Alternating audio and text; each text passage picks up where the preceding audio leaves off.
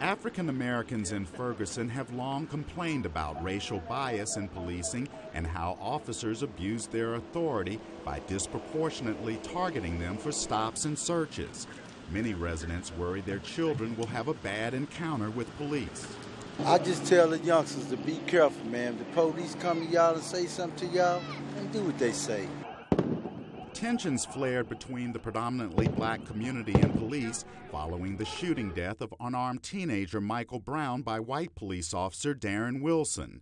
Social worker Ivy Hilton says more needs to be done to stop deadly confrontations between police and black residents. They're just starting to shoot and kill, and it is alarming. It is very alarming, and I think that it is a new shift in how we are being seen and how we are being treated, and we better pay attention so that we can get that shift back, bring some order and some harmony back.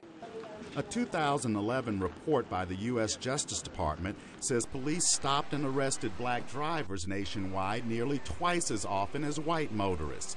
The study also suggests black drivers were nearly 3 times as likely as white drivers to be searched and almost 3 times more likely to be arrested than whites for minor nonviolent offenses. Some young African Americans don't trust law enforcement officers. Black youth are angry, they're upset about the blatant disregard of our life and our value. I want everyone in here to realize that no matter what your challenge is, you can overcome it.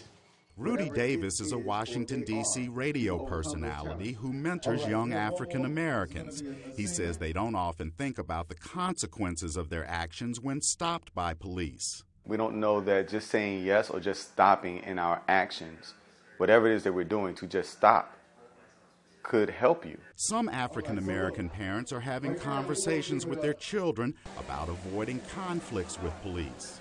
I talk with young people all the time about what we call street law, being able to understand your rights, being able to know exactly what to do if a police officer comes to you. Edward Tate, who counsels young people, believes education is key to changing their behavior when encountering police. We have to re-educate our people into the true knowledge of themselves as it relates to their essence, their culture, their background.